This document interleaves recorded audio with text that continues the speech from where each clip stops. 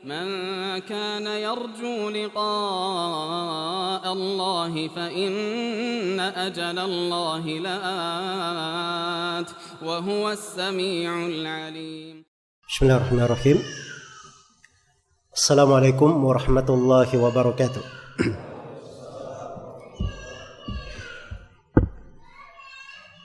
إن الحمد لله نحمده ونستعينه ونستغفره ونعوذ بالله من شرور أنفسنا وسيئات أعمالنا من يهده الله فلا مضل له ومن يضلل فلا هادي له أشهد أن لا إله إلا الله وحده لا شريك له وأشهد أن محمدا عبده ورسوله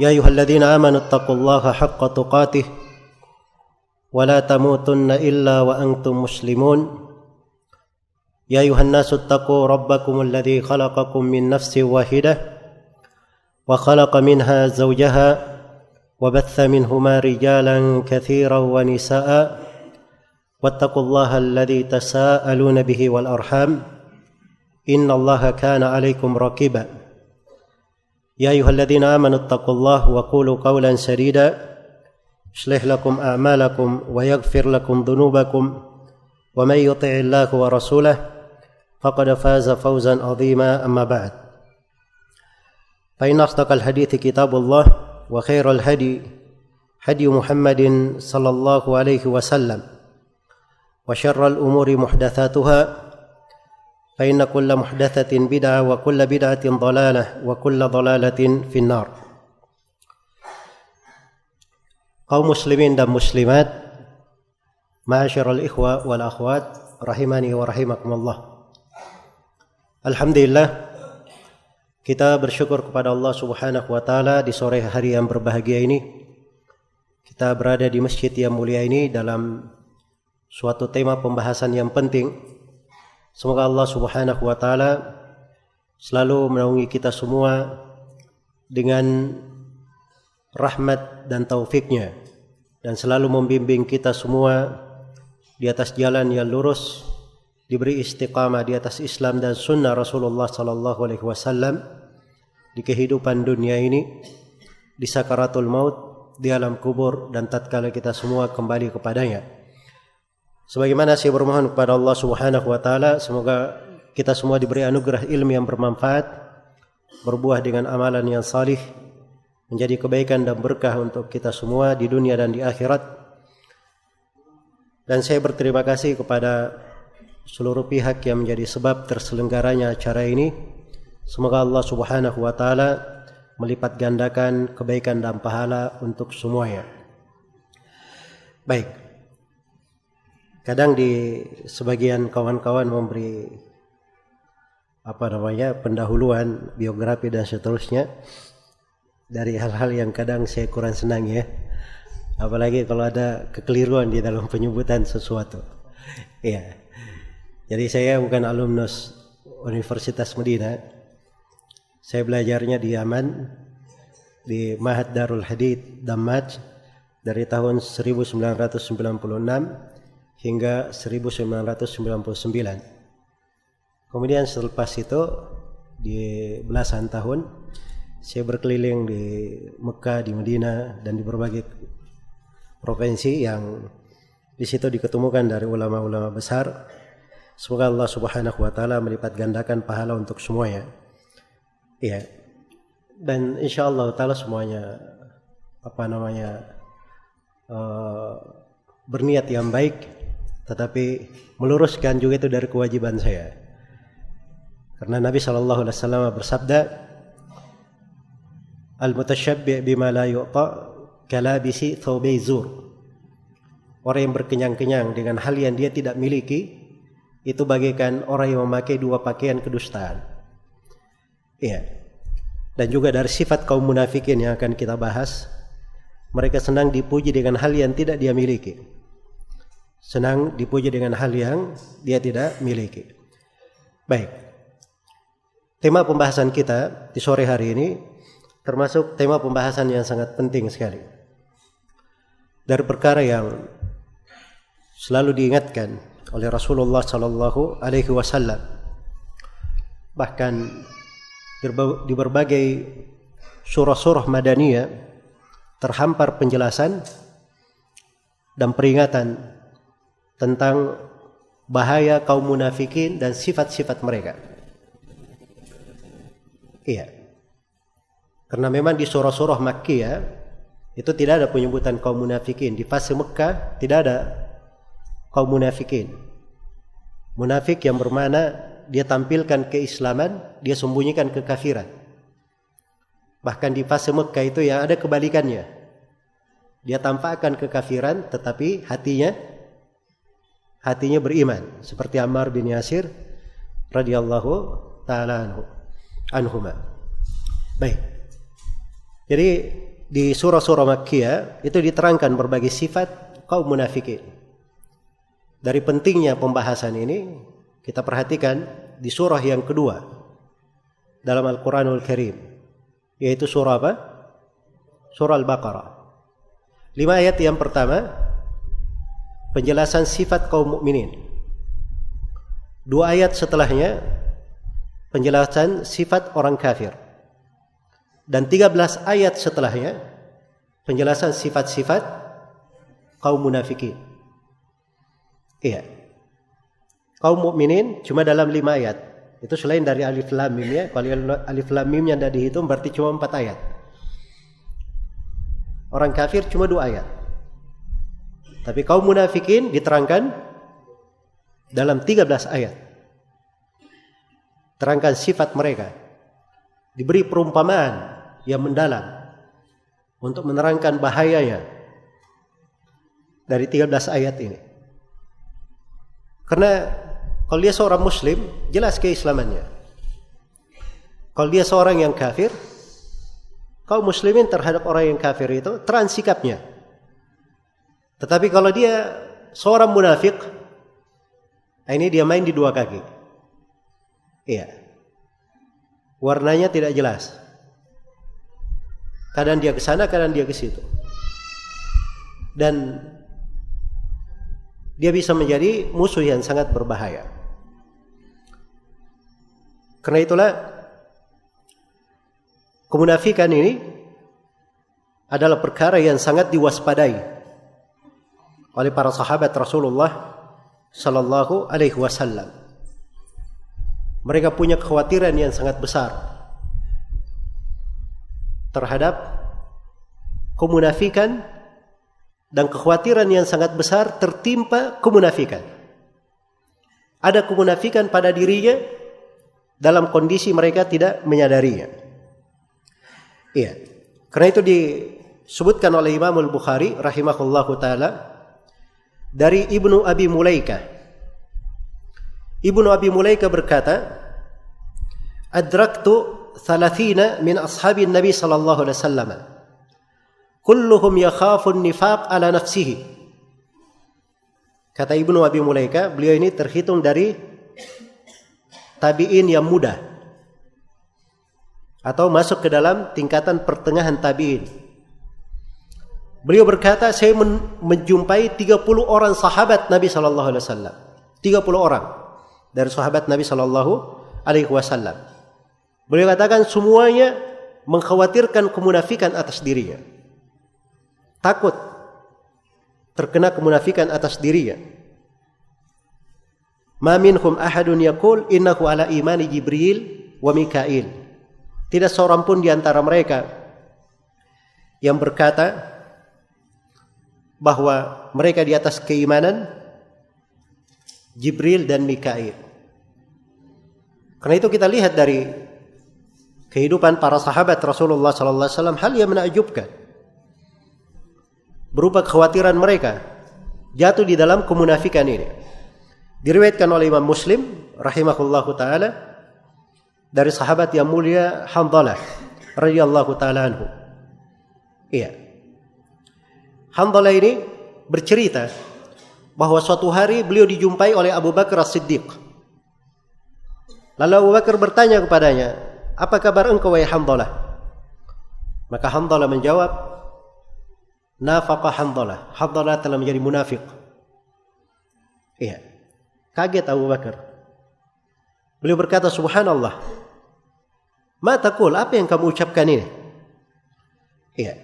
Kata Hanzalah, kita ini kalau berada di sisi Rasulullah, lalu Rasulullah mengingatkan kita dengan neraka, kita diingatkan dengan sorga, seakan-akan neraka dan sorga itu di depan mata kita. Tapi kalau kita sudah keluar dari sisi Rasulullah sallallahu alaihi wasallam, kita sudah sibuk dengan istri, dengan anak-anak, sibuk dengan harta benda, maka kita banyak lupa. Iya, kita banyak lupa. Jadi ini oleh Hanzalah dianggap apa? Kemunafikan. Karena mereka memahami kemunafikan itu berbeda antara zahir dan batinnya, berbeda antara ucapan dan amalannya, berbeda antara masuk dan keluarnya. Ya. Makanya Hanzalah memahami kalau dia di sisi Nabi, dia takut, dia ingat, tapi kalau dia pulang ke rumah, dia banyak lalai. Maka dianggap dirinya apa? Telah menjadi munafik. Apa kata Abu Bakar As-Siddiq radhiyallahu taala anhu? Fa wallahi inna lanalqa mithla hadha. Kata Abu Bakar, demi Allah, kita juga menjumpai hal yang sama. Dan ini dari insaf Abu Bakar As-Siddiq radhiyallahu taala anhu. Itu kedudukan mereka yang tinggi. Iya. Jadi iya ya, saya juga sama seperti engkau. Jadi kalau pulang ke rumah keadaannya juga seperti itu. Akhirnya kata Hanzalah, saya dan Abu Bakar As-Siddiq pergi, kemudian mendatangi Rasulullah sallallahu alaihi wasallam. Maka saya berkata kepada Nabi, ya Rasulullah, nafaqa Hanzalah. Hanzalah telah menjadi munafik. Telah menjadi munafik. Maka Rasulullah bertanya, ada apa wahai Hanzalah? Hanzalah terangkan tadi alasannya. Kata Nabi sallallahu alaihi wasallam, "Walladzi nafsi biyadi, law tadumuna ala ma takununa indi." Demi yang jiwa Nabi Muhammad berada di tangan Allah. Andai kata kalian terus-menerus di kondisi yang kalian berada di sisiku, wa fi dzikri, dan kalian terus-menerus mengingat seperti itu, la safahatkumul malaika ala furushikum wa fi turkikum. Pasti malaikat akan menyalami kalian di atas ranjang-ranjang dan jalan-jalan kalian. Kalau kalian begitu terus keadaannya. Walakin ya Hanzalah, sa'atan wa sa'ah. Akan tetapi wahai Hanzalah, sesaat dan sesaat. Ya kehidupan memang seperti itu. Ada waktu kadang iman itu tinggi, ada waktu dia turun, ada waktu dia bagus di dalam ibadah, ada waktu dia kadang terlalaikan, kadang begini, kadang begitu. Iya. Nah itu tidak dipermasalahkan oleh Nabi sallallahu alaihi wasallam, tidak dihitung sebagai apa? Tidak dihitung sebagai kemunafikan oleh Nabi. Tapi perhatikan Abu Bakar, Hanzalah, dia pandang dirinya bagaimana? Rasa takutnya. Karena itu di suatu hari Hudzaifah bin Yaman radhiyallahu taala anhu, iya. Beliau melihat Umar diundang untuk suatu jenazah. Maka kata Hudzaifah, saya pun pegang Umar. Lalu saya katakan kepada Umar, wahai Amirul Mukminin, kamu duduk saja. Sungguhnya yang meninggal ini dari mereka. Maksudnya dari kaum munafikin. Sebab Hudzaifah ini diberitahu oleh Nabi sallallahu alaihi wasallam nama-nama kaum munafikin. Iya. Maka kata Umar bin Khattab, nasyattuka Allah, ana minhum. Saya bertanya kepada engkau, demi Allah, saya termasuk yang dikabarkan oleh Nabi dari kaum munafikin itu? Kata Hudzaifah, tidak wahai Amirul Mukminin, kamu tidak termasuk mereka, dan saya tidak akan memberitahu siapapun lagi setelah engkau. Maksudnya ini untuk kamu saja. Karena dia bertanya dengan menyebut nama Allah. Jadi Umar saja radhiyallahu taala anhu, perhatikan bagaimana beliau mengkhawatirkan atas dirinya hal ini. Iya. Dan ini bukan masalah sepele. Karena seorang mukmin itu yang dituntut dari dirinya, dia memiliki hati yang baik, layak sebagai penduduk sorga. Dan hati itu ada sifat-sifatnya. Dan di hati tersebut tidak boleh bertemu dengan apa yang disebut dengan kemunafikan. Karena itu dalam Al-Quran dikatakan, yauma la yanfa'u malu wala banun illa man atallaha biqalbin salim. Hari kiamat itu adalah hari di mana anak-anak dan harta tidak bermanfaat, kecuali siapa yang menghadap kepada Allah dengan hati yang selamat. Dan Allah Subhanahu wa taala menerangkan rincian orang-orang yang memiliki hati yang selamat itu. Dan di antaranya tidak boleh ada kemunafikan. Iya. Inilah yang dijaga oleh para sahabat Rasulullah sallallahu alaihi wasallam, yang dipelihara. Karena itu di pertemuan ringkas ini saya akan menjelaskan beberapa pembahasan yang di dalamnya kita memahami fikih seputar kemunafikan dan apa sifat-sifat kemunafikan itu, agar supaya kita menghindarinya, berhati-hati darinya. Dan juga mungkin saya akan terangkan nanti dari amalan-amalan yang dengannya seseorang itu akan terhindar dari kemunafikan. Akan terhindar dari kemunafikan. Nah, sekali lagi ini pembahasan karena pentingnya oleh para ulama ditulis buku-buku khusus di dalam hal ini. Ada tulisan khusus ditulis oleh Al-Imam Ja'far bin Muhammad Ibn Hasan Al-Firyabi rahimahullahu ta'ala. Iya.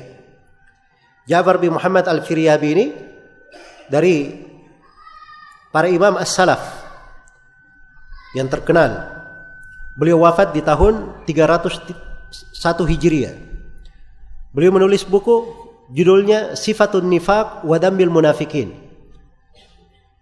Ciri kemunafikan dan celaan terhadap kaum munafikin. Celaan terhadap kaum munafikin. Juga Imam Abu Nuaim Al-Asbahani rahimahullahu taala.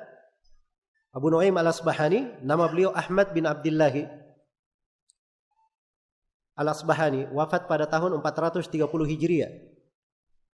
Beliau juga menulis buku judulnya Sifatun Nifaq wa Na'tul Munafikin.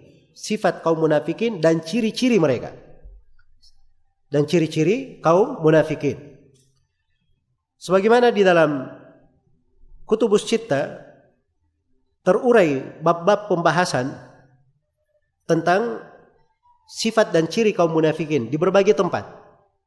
Dan Imam Muslim rahimahullahu taala, Muslim Ibn al-Hajjaj Al-Qushairi An-Naisaburi, dari kedetailan beliau, Al-Imam Muslim bin Hajjaj Al-Qushairi An-Naisaburi yang wafat pada tahun 261 Hijriah, dari kedetailan beliau memberi satu judul kitab khusus di akhir sahihnya.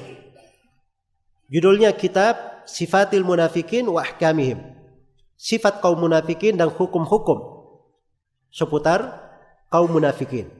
Ya, supaya dipahami bahwa ini adalah hal yang memang diterangkan dan dijelaskan oleh para ulama dengan berbagai uraian.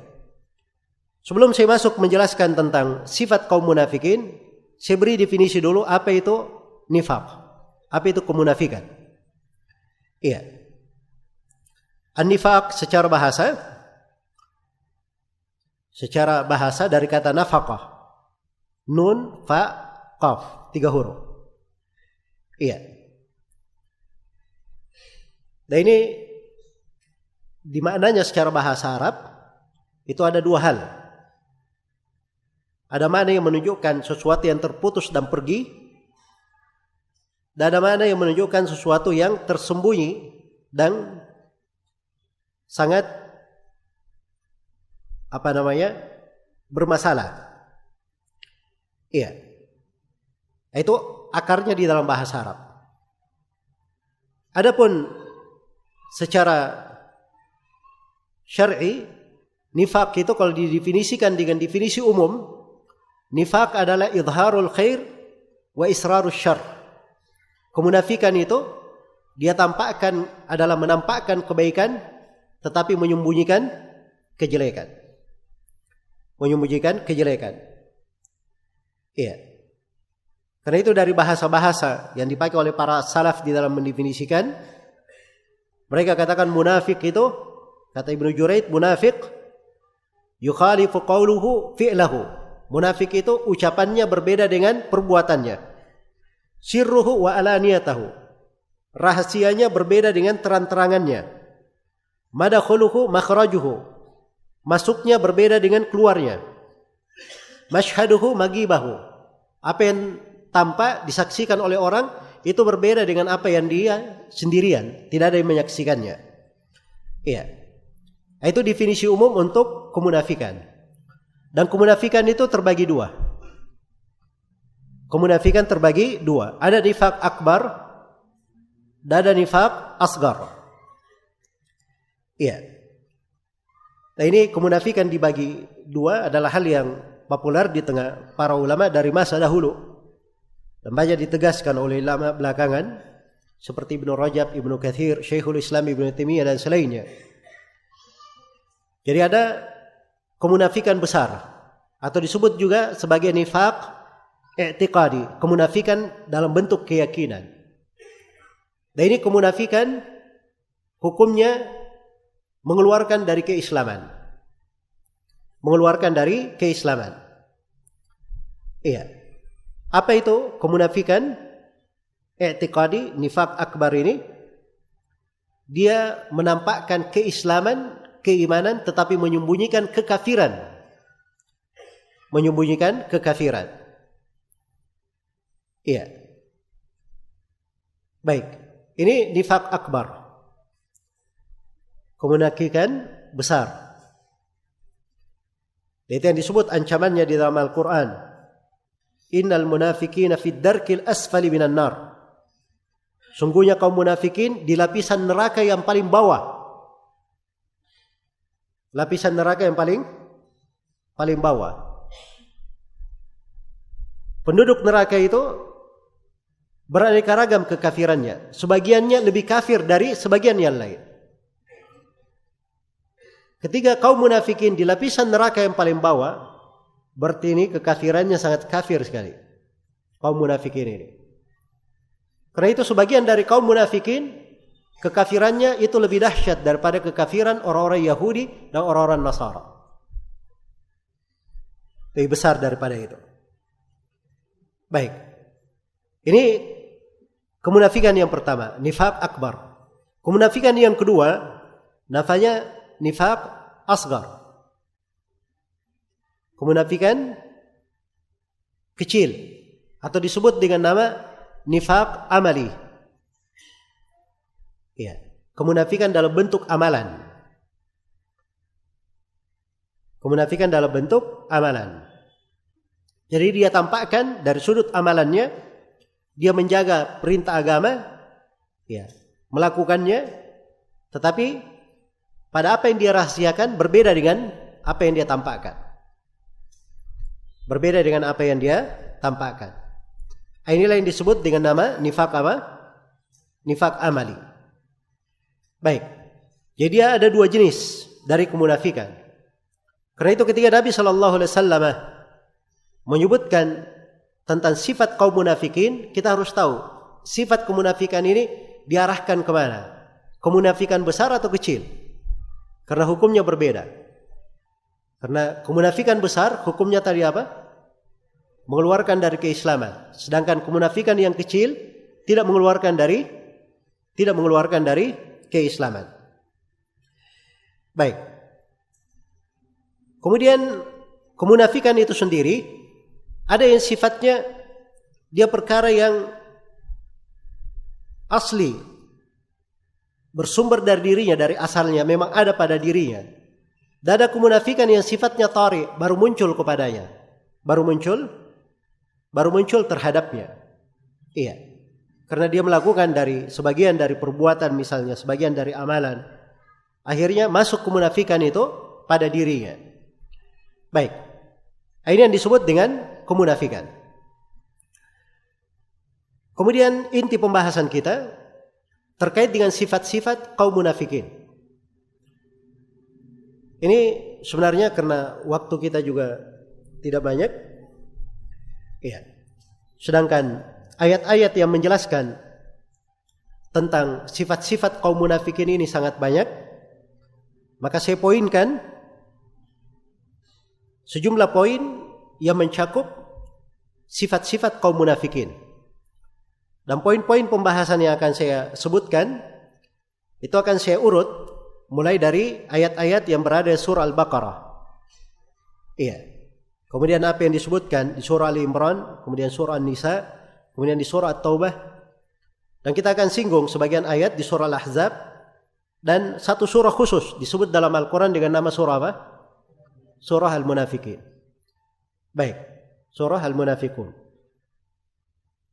Jadi di seluruh surah ini kalau dibahas dengan seksama itu akan tampak sekali bagaimana sifat kaum munafikin ini dan bagaimana bahayanya dan bagaimana perahara yang dilakukan oleh kaum munafikin dalam memecah belah kaum muslimin, merusak hubungan antara sesama mereka, menimbulkan keributan, bahkan hampir saja terjadi pertumpahan darah disebabkan karena ulah kaum munafikin. Iya.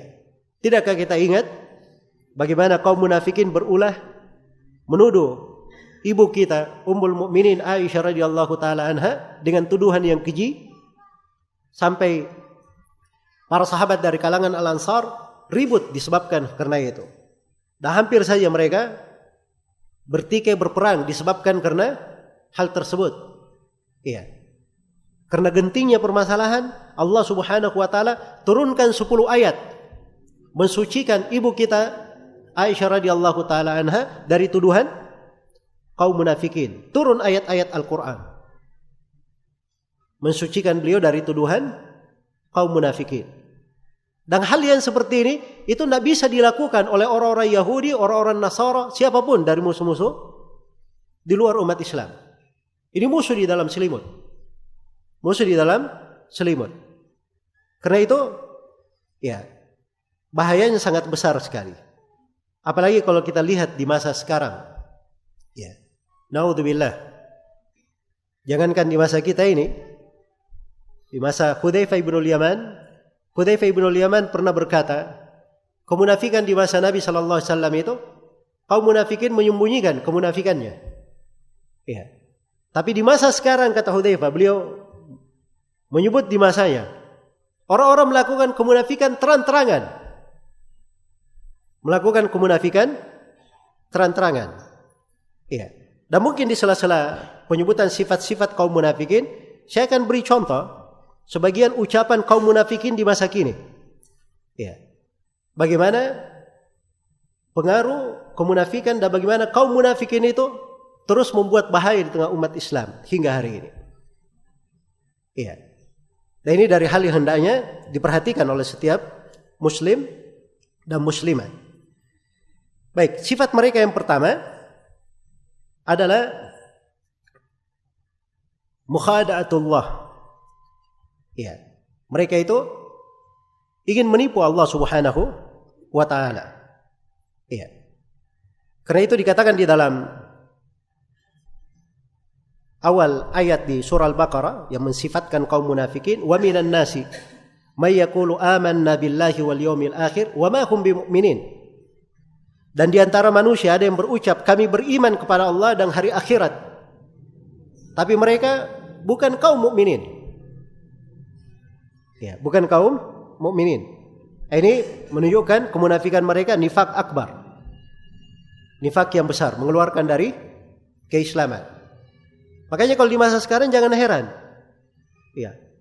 Ada yang mengatakan Al-Quran dan As-Sunnah sumber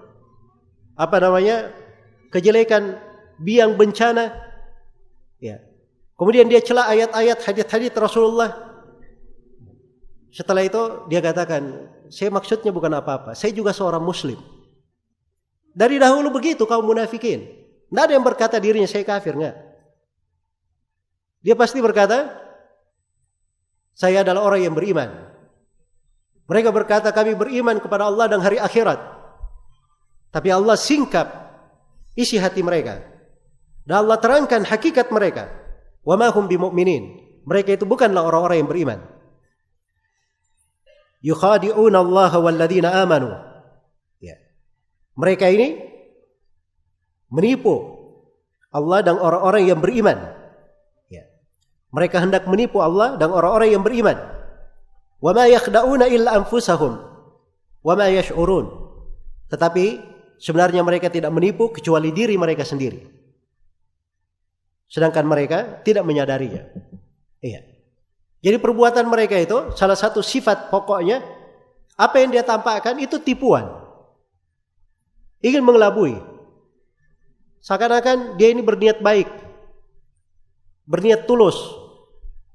Kalau berbicara tentang sesuatu, oh ini saya berbicara ya berdasarkan akal sehat.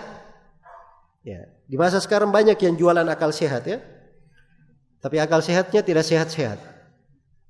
Ya. Berdasarkan kemaslahatan dan kebaikan manusia. Saya maksudnya tidak macam-macam. Itu tipuan saya. Tipuan saya. Dan Allah Subhanahu wa taala sudah menerangkan tentang hal tersebut. Dan ini dari sifat utama mereka. Dari sifat utama mereka. Karena itu seorang mukmin itu tidak ada terkait dengan masalah tipu-tipuan. Kalau dia berucap sesuatu, dia akan terang-terangan.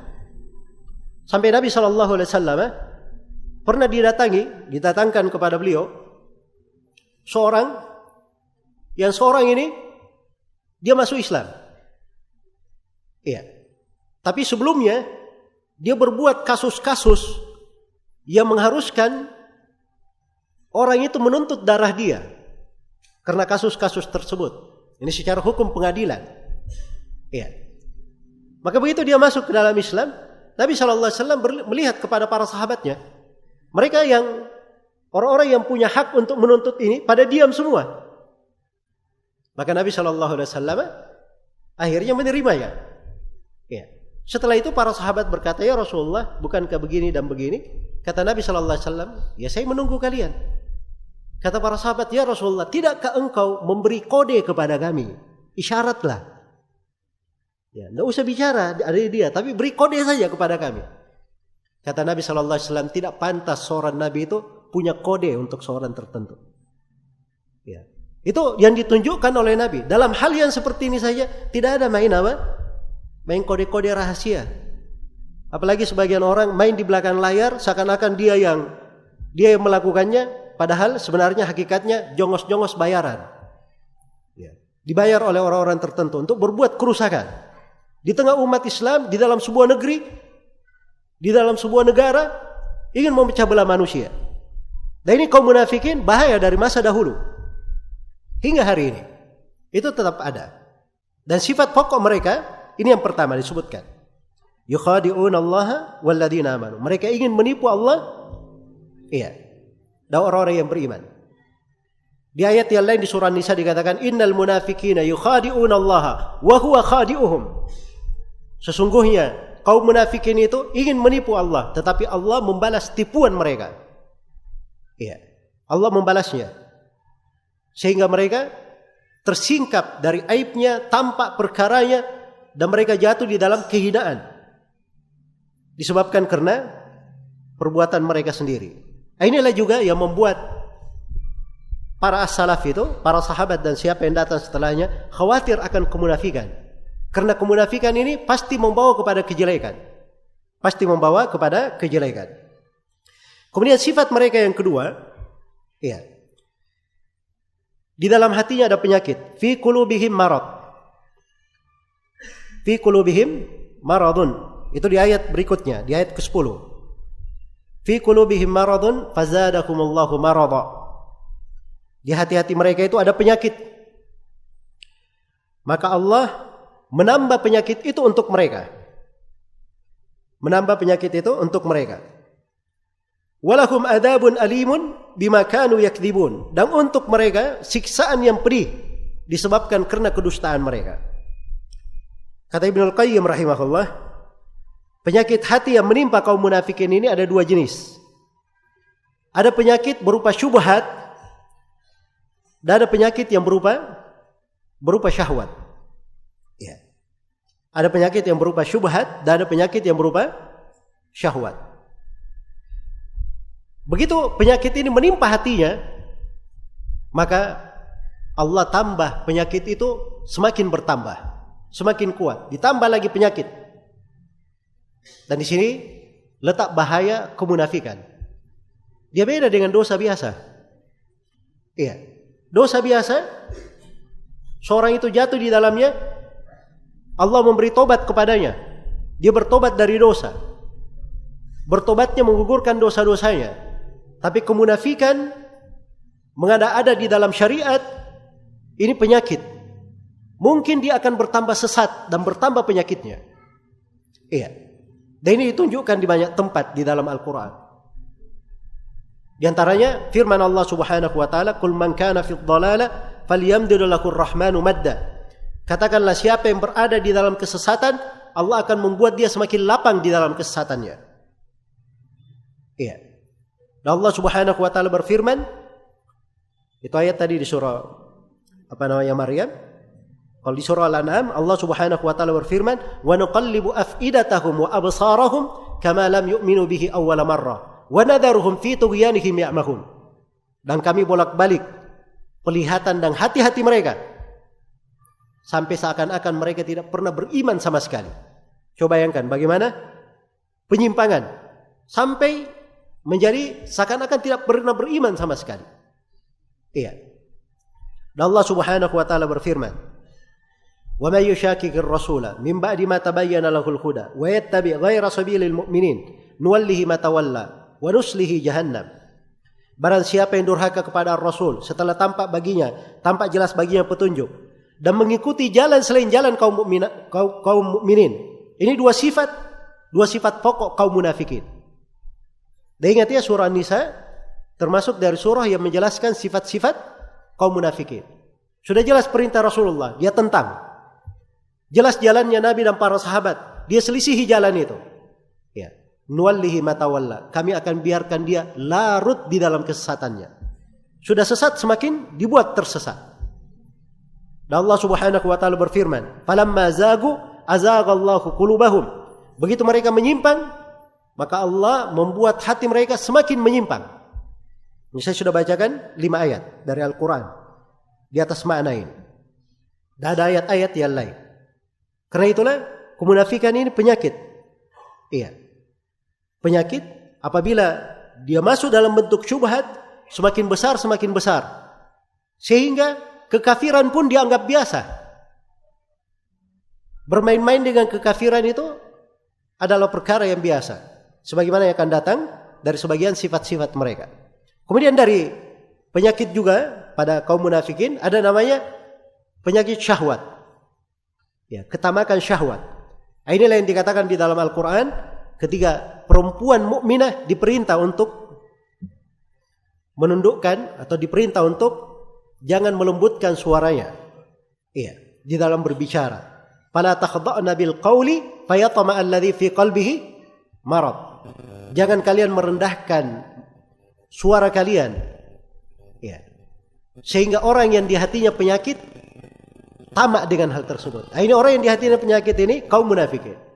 Di antaranya adalah kaum munafikin. Iya. Karena itu seorang perempuan kalau dia berbicara kepada laki-laki yang bukan mahramnya, boleh saja kalau ada hal yang disyariatkan di situ. Tetapi dengan pembicaraan yang wajar, bukan dengan melembutkan suara yang bisa membawa apa? Membawa fitnah di dalam hal tersebut. Baik. Kemudian di antara sifat kaum munafikin adalah berbuat kerusakan di atas muka bumi.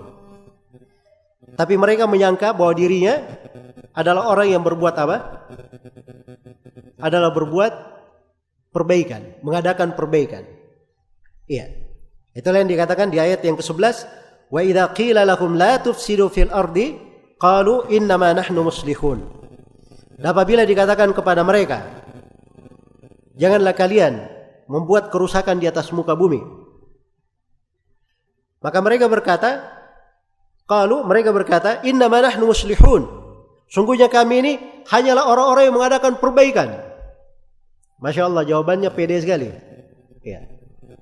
Kami ini adalah orang-orang yang mengadakan perbaikan. Maka Allah Subhanahu wa taala tegaskan, ala innahum humul mufsiduna. walakin la yash'urun. Ketahuilah bahwa mereka inilah orang-orang yang merusak. Mereka inilah orang-orang yang merusak, tetapi mereka tidak pernah menyadarinya. Tidak pernah menyadarinya. Iya. Ini diantara kesesatan kaum munafikin. Jadi mereka berbuat kerusakan,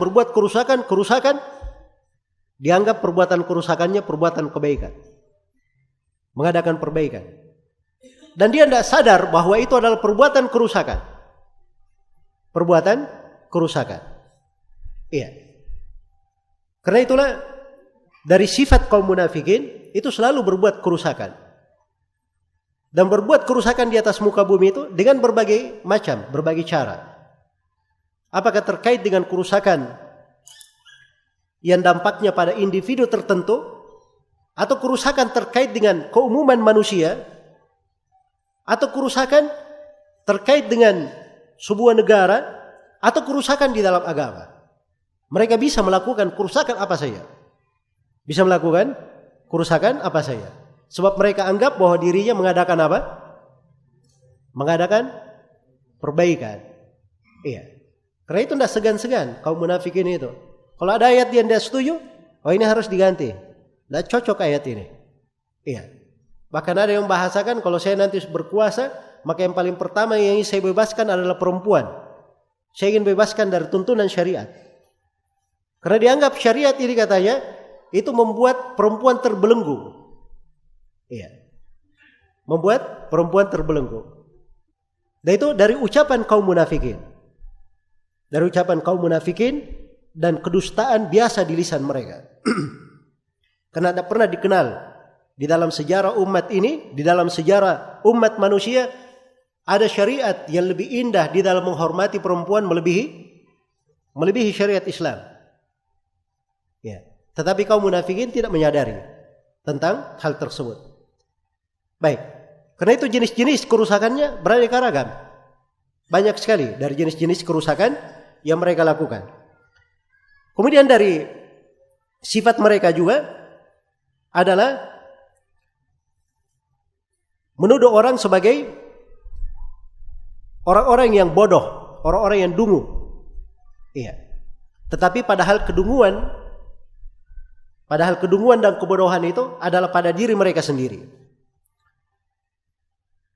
Di ayat yang ke-13 dikatakan wa idza qila lahum aminu kama amanan nas, kalau dikatakan kepada mereka berimanlah kalian sebagaimana manusia beriman.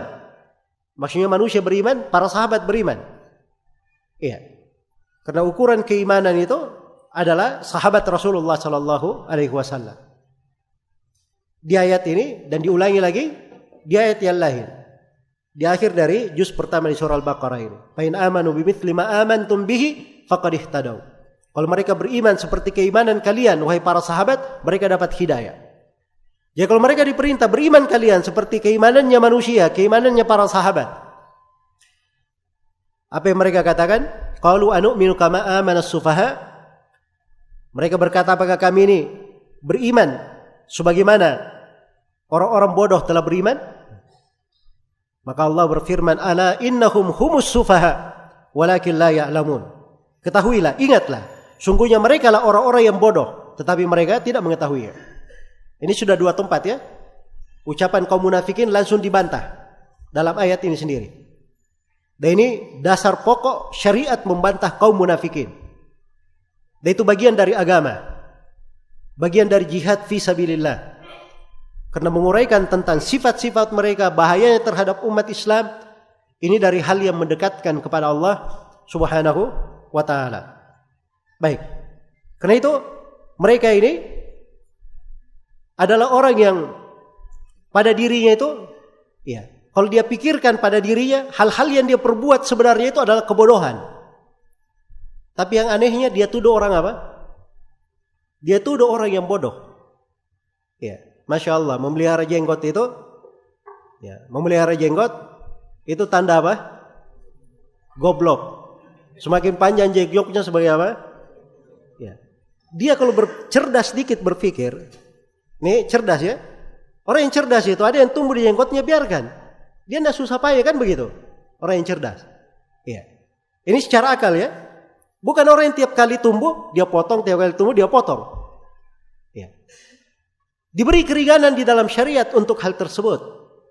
Dan itu adalah sunnahnya para nabi dan para rasul. Para nabi dan para rasul memelihara jenggot, semuanya dikatakan orang goblok. Nah, ini kaum munafikin seperti itu. Cara berbahasanya gampang sekali, mengucapkan kalimat-kalimat. Iya, seakan-akan dirinya yang paling apa? Paling cerdas. Tapi Allah Subhanahu wa taala menerangkan, ala innahum humus sufahau walakin la ya'lamun. Ketahuilah mereka ini adalah orang-orang yang dungu, orang-orang yang bodoh, tetapi mereka tidak mengetahuinya. Kemudian di antara sifat mereka juga gemar mengolok-olok kaum mukminin. Iya. Gemar mengolok-olok kaum mukminin. Di dua ayat setelahnya dikatakan, wa idza qila lahum wa idza laqul ladina amanu qalu amanna. Kalau mereka berjumpa dengan orang yang beriman, mereka berkata kami beriman. Wa idza khalau ila syayatinihim, ya. Kalau mereka kembali kepada syaitan-syaitan mereka, maksudnya kawan-kawan mereka, pentolan-pentolan mereka. Maka ini pentolan di dalam kesesatan itu bisa disebut dengan nama apa? Nama syaitan. Ya, karena syaitan itu jangan disangka ya syaitan cuma dari kalangan apa? Dari kalangan jin. Syaitan itu ada juga dari kalangan manusia. Bahkan syaitan dari kalangan manusia kadang lebih berbahaya. Ya. Sebab dia datang bisa pakai jubah, bisa pakai imamah. Ya. Syaitan dari kalangan manusia bisa dia jago membaca Al-Quran. Dan di antara sifat kaum munafikin, sebagian dari mereka jago membaca Al-Quran. Karena itu kata Ali bin Abi Thalib radhiyallahu taala anhu, Al-Quran itu ada 3 golongan yang membacanya. Ada 1 golongan membacanya karena Allah. Atau 1 golongan yang membacanya karena untuk dia pakai mendebat. Ini kaum munafikin. Dan ada 1 golongan yang membacanya untuk mencari dunia. Untuk mencari dunia. Iya. Jadi munafik itu kadang dia baca Al-Quran. Iya. Kadang dia baca Al-Quran. Sebab mereka kan dasar kaidahnya para penipu. Itu bahan dia pakai untuk menipu. Ketika dia baca Al-Quran, oh Masya Allah, ini bagus ini. Apalagi kalau dia hafal Quran. Ya. Apalagi kalau bagus bacaannya. Bagus bacaannya, tapi dia tidak pahami ayat-ayat yang dia baca. Karena Al-Quran itu dimudahkan. Dimudahkan untuk dihafal. Orang kafir sekalipun, kalau dia ingin hafal Al-Quran, bisa dihafal. Allah mudahkan Al-Quran itu untuk dia apa? Untuk dihafal. Baik. Jadi kaum munafikin ini mereka kalau dibahasakan di sini sebagai para syaitan. Sedangkan di ayat yang lain Allah Subhanahu wa taala berfirman, "Wa kadzalika ja'alna likulli nabiyyin aduwan syayatinal insi wal jin." Demikianlah kami jadikan pada setiap nabi itu ada musuhnya.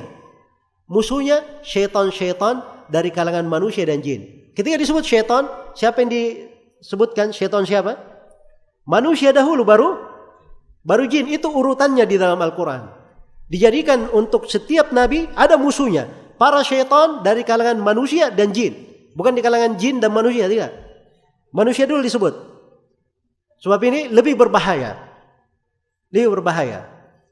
Jelas ya? Bayangkan dia datang dengan pakaian penasehat, datang dengan pakaian orang yang salih, ya. Tetapi hakikatnya dia adalah serigala yang bisa membahayakan manusia. Ini diantara keburukan dan sifat mereka yang mendominasi pada kaum munafikin. Baik. Jadi ketika mereka kembali kepada para syaitannya di depan kaum mukminin berucap kami beriman. Kalau kembali kepada tokoh-tokohnya, orang yang semisal dengan mereka, mereka berkata qalu inna ma'akum. Sungguhnya kami bersama kalian. Inna ma nahnu mustahzi'un. Kami ini cuma mengolok-olok mereka ya. Iya, cuma mengolok-olok mereka saja. Allahu yastahzi'u bihim wa yamudduhum fi tughyanihim ya'mahun. Maka Allah balas. Allah mengolok-olok mereka juga. Dan Allah akan membiarkan mereka larut di dalam kesewenang-wenangannya dalam keadaan buta. Dalam keadaan buta. Dibalas sesuai dengan perbuatan mereka sendiri. Baik. Jadi ini kaum munafikin. Juga dari sifat mereka, dari sifat kaum munafikin itu, ini karena terkait dengan ayatnya, dari sifat kaum munafikin itu Ya. Mereka selalu menampakkan dari perbuatan berbeda dengan apa?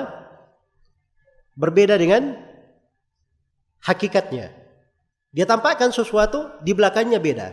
Di depannya sesuatu, di belakangnya beda. Ucapannya sesuatu, perbuatannya beda. Iya. Apa yang kelihatan berbeda apa yang dengan di dalam hatinya. Itulah kaum munafikin.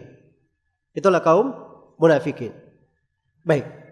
Karena itu depan orang yang beriman bisa dia berkata saya beriman. Tapi di belakang dia berkata sungguhnya kami apa? Hanya mengolok-olok kalian. Karena itu pernah ditanyakan kepada Abdullah bin Umar radhiyallahu anhuma. Iya. Tentang seorang yang masuk kepada penguasa. Dan penguasa ini berbuat memberi hukum dengan hukum yang keliru. Ya. Lalu dia puji penguasa itu. Ya. Maka kata Ibnu Umar, ya, radhiyallahu taala anhu, kami menghitung hal itu sebagai kemunafikan. Nggak tahu kalian menghitungnya bagaimana? Kalian menghitungnya bagaimana? Jadi depan penguasa dia tahu itu keliru, dia tahu itu salah. Ya. Tapi di depannya dia puji, padahal dia tahu itu apa? Itu salah. Begitu keluar baru dia ngomong, ini tidak benar, ini begini. Itu kemunafikan. Kami hitung, kata Ibnu Umar. Tidak tahu kalian menghitungnya bagaimana? Iya. Tidak tahu kalian menghitungnya bagaimana? Karena itu masuk menjumpai orang yang berwenang, itu ada pahala yang baik, pahala yang besar. Kalau dia berucap yang benar di depannya, berucap yang hak, menasihati di depannya, itu ada keutamaannya. Jelas ya? Tapi ada ancamannya juga. Bagi yang masuk ke penguasa, kemudian dia berucap yang batil, membenarkan kebatilan yang dilakukan, ini bisa diusir dari telaga. Jelas ya? Bisa diusir dari telaga, dan ini juga dari bentuk kemunafikan. Bentuk kemunafikan. Tapi ini semuanya tidak ada hubungannya dengan dalil bolehnya demonstrasi. Ya. Ada yang kadang bawakan hadits-hadits seperti ini. Ya. Aneh bin ajaib. Dari mana sisi pendalilannya? Dari mana sisi pendalilannya? Menasihati pemerintah itu adalah bagian dari ketulusan. Kalau dia melakukan kekeliruan dinasihati, itu kan ketulusan. Kalau dia melakukan kekeliruan kita tidak nasihati, malah kita puji, itu berkhianat namanya. Itulah kemunafikan. Itulah kemunafikan. Jalan di dalam syariat kalau ingin menasihati, nasihati secara langsung. Nasihati secara apa? Secara langsung. Sebagian manusia seperti itu. Ya. Kalau di jalan, bisa dia teriak. Di belakang bisa dia ini. Tapi kalau sudah ketemu, lain dia ininya. Bisa berubah apa yang dia sampaikan. Itu bentuk dari kemunafikan. Dan tidak seperti itu. Seorang, dididik dengan keislaman. Keislaman itu adalah ketulusan. Kata Nabi SAW, ad-dinun nasiha. Agama itu adalah ketulusan. Ya. Para sahabat bertanya, liman ya Rasulullah? Ketulusan untuk siapa? Kata Nabi SAW, lillahi, wali kitabihi, wali rasulihi, wali aimmatil muslimina wa ammatihim. Ketulusan untuk Allah, untuk kitabnya, untuk rasulnya, untuk pemimpin kaum muslimin, dan untuk kaum muslimin secara umum. Itu namanya ketulusan. Jadi kalau ada kekeliruan, dia tegur, dia nasihati secara langsung. Bukan menasihatinya dari mimbar-mimbar atau dari jalan-jalan, tapi dinasihati secara langsung. Iya. Kalau diterima darinya itu yang diinginkan. Kalau tidak diterima, alhamdulillah. Dia sudah tunaikan apa? Kewajibannya. Kemudian dia mendoakannya supaya selalu diberi taufik, dibimbing kepada jalan yang lurus dan diampuni kekeliruan dan kesalahannya agar supaya dia menjadi orang yang membawa kebaikan di tengah manusia. Itu baru namanya ketulusan. Tidak ada kemunafikan di dalam hal yang seperti itu. Baik. Kemudian di antara sifat kaum munafikin ini, ya, ini dari sudut, ya, ada disebutkan perumpamaan di sini ya, terkait dengan bahayanya. Kemudian diterangkan di ayat yang ke-18, summum bukmun umyun fahum la yarji'un. Kaum munafikin ini seperti orang-orang yang kaum munafikin ini, ya, dikatakan summun, mereka adalah orang-orang yang tuli, umyun, orang-orang yang buta. Ya, summun, bukmun, orang-orang yang bisu, umyun, orang-orang yang tuli, fahum la yarji'un, dan mereka tidak akan kembali ke jalan yang lurus. Ya, kata Al-Baghawi dalam menafsirkan ayat summun, ya, orang yang tuli, dia tuli dari mendengar kebenaran, tidak mau menerima kebenaran. Ya, tidak mau menerima kebenaran. Karena itu siapa yang sampai kepadanya kebenaran, lalu dia tidak mau mendengarnya, tuli darinya, itu ada sifat dari sifat apa? Kemunafikan. Bukmun, ya, dia bisu, dia tahu kebenaran, tetapi dia tidak mau menyuarakannya, tidak mau berbicara dengannya. Ya. Dia ucapkan apa yang berbeda dengan apa? Hatinya. Maka ini sifat mereka juga yang lain. Kemudian umyun, mereka ini buta, tidak ada penglihatannya, tidak ada basirah pada mereka. Fahum la yarjiun, dan mereka tidak kembali. Kalau tahu dirinya dalam kesesatan, dia tidak mau kembali kepada kebenaran. Baik, kemudian di antara sifat kaum munafikin adalah mereka memberikan loyalitasnya kepada kaum kufar. Loyalitas mereka itu dia berikan kepada orang-orang kafir, kecintaannya, ya, kasih sayangnya, kecondongannya, ya, kepada orang-orang kafir. Karena itu dalam Al-Quran dikatakan di surah An-Nisa, "Basyiril munafiqina bi anna lahum adzaban alima." Alladzina yattakhiduna al-kafirina awliya'a min dunil mu'minin ayabtaguna indahumul izzah fa innal izzata lillahi jami'a. Beri kabar gembira kepada kaum munafikin bahwa untuk mereka siksaan yang pedih. Kabar gembira juga. Tapi kabar gembira dengan apa? Siksaan yang pedih. Siapa mereka ini? Kaum munafikin yang dimaksud orang-orang yang menjadikan kaum kufar sebagai wali-wali mereka. Orang-orang yang mereka sayangi, orang-orang yang mereka cintai. Iya. Selain daripada kaum mukminin. Ayabtaguna indahumul izzah. Apakah mereka mencari izzah, mencari keagungan di sisi mereka? Maka Allah terangkan, falillahil izzatu jami'a. Keagungan itu hanya milik Allah Subhanahu wa ta'ala saja. Ya, sama dengan kaum munafikin itu tadi di surah Al-Munafikin.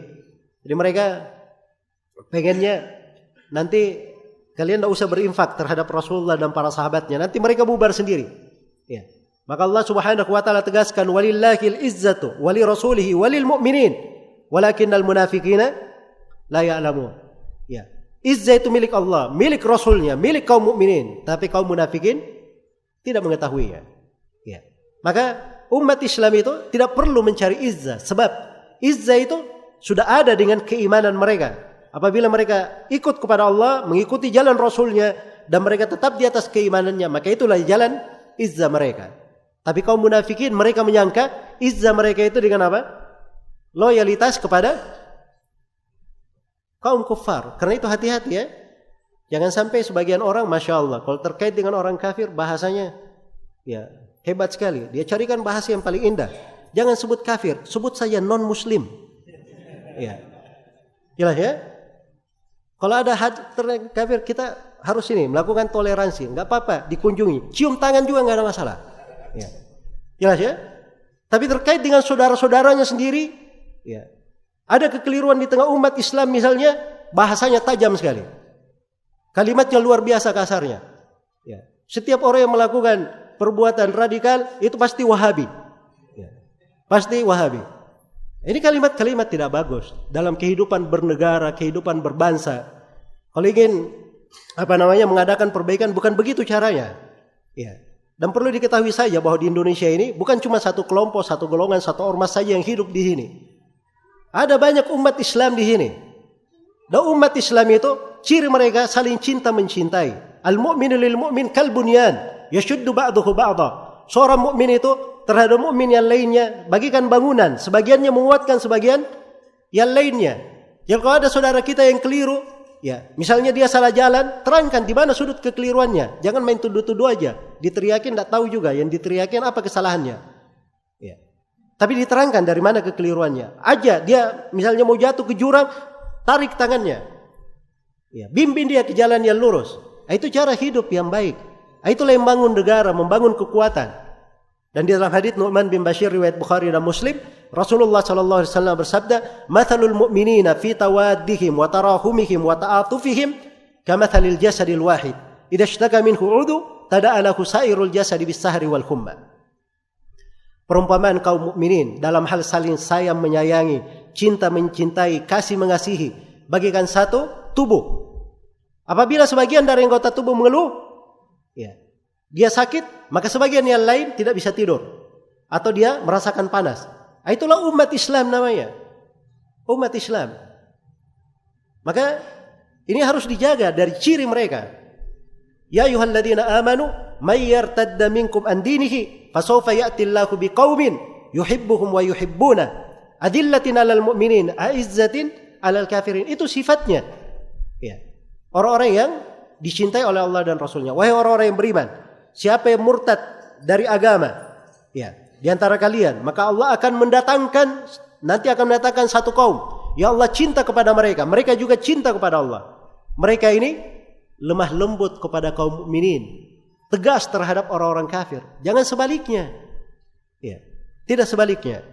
Baik. Jadi ini diperhatikan ya dari sifat-sifat kaum munafikin.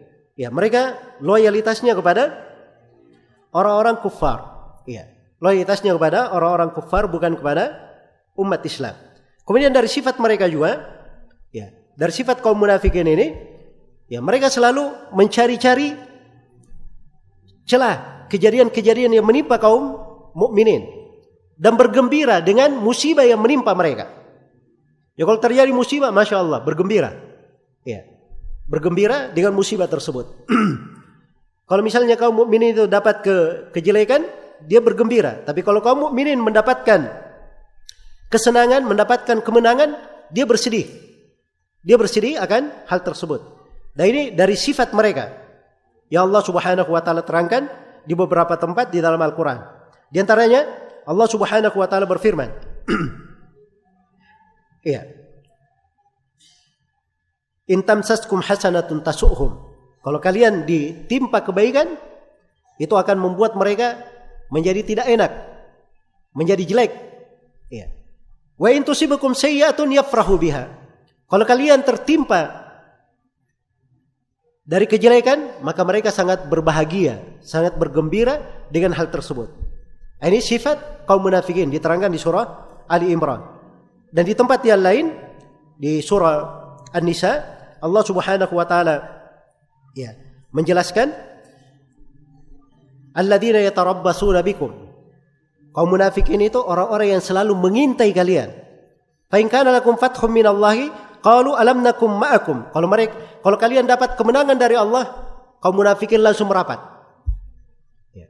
Mereka berkata, bukankah kami bersama kalian? Ya. Kalau dapat kemenangan dalam peperangan, nah itu banyak. Nanti ada harta rampasan perang, ada ini macam-macam. Jelas ya? Macam-macam. Iya.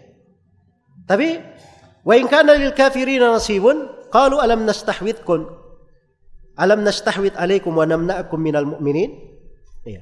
Kalau kaum kafir yang dapat kemenangan, mereka berkata, bukankah kami sudah memperingatkan kalian dan melarang kalian? Jelas ya? Ini bahasa-bahasa yang dipakai oleh kaum munafikin. Ya, nasallallahu alaihi wasallam. Karena itu dari sifat kaum munafikin ini juga bahasa mereka itu cakep ya bahasanya. Ya, berkata. Karena itu surat Taubah di antara sifat mereka itu selalu berkata, jangan masukkan kami ke dalam fitnah. Ya. Jadi katakan wa minhum may yaqulu dhanli wala taftinni. Di antara kaum munafikin ada yang berkata kepada Rasulullah, "Ya Rasulullah, izinkan saya tidak berangkat jihad." Ya, kalau ada jihad, ini Rasulullah yang memerintah, kepala negara yang memanggil. Ya, karena memang di dalam syariat Islam itu jihad menyerang orang kafir itu disyariatkan, tapi dengan beberapa syarat. Salah satu syaratnya harus dipimpin oleh siapa? Oleh kepala negara. Itu syarat mutlak jihad dalam agama. Ya, kalau ada yang mengajak jihad, ya tanya aja kepadanya, mana kepala negara yang mengajak? Kalau ada kepala negara yang mengajak, itu baru bisa dikatakan apa? Jihad. Karena dalam hadits Abu Hurairah, riwayat Bukhari dan Muslim, Rasulullah sallallahu alaihi wasallam bersabda, "Innamal imamu junna yuqatalu min wara'ihi." Sungguhnya seorang pemimpin itu adalah perisai. Peperangan boleh dilakukan di belakangnya. Itu tuntunan dalam syariat. Karena itu tidak ada sejarahnya. Di tengah para sahabat ada yang mengadakan jihad sendiri, perang sendiri tanpa izin dari Nabi sallallahu alaihi wasallam. Itu prinsip tetap di dalam syariat. Tetapi orang-orang jahil tidak memahami hal-hal yang seperti ini. Demikian pula kaum munafikin. Ya, karena itu kaum munafikin di antara seruan mereka ini jihad ini, ajaran jihad ini, demikian pula akidah wala wal bara ini bisa membuat ekstrim umat Islam. Inilah yang menyebabkan munculnya ya radikalisme, munculnya terorisme macam-macam. Ya, sehingga mereka mengusulkan agar supaya pelajaran ilmu agama itu dihapus dari sekolah-sekolah. Ya.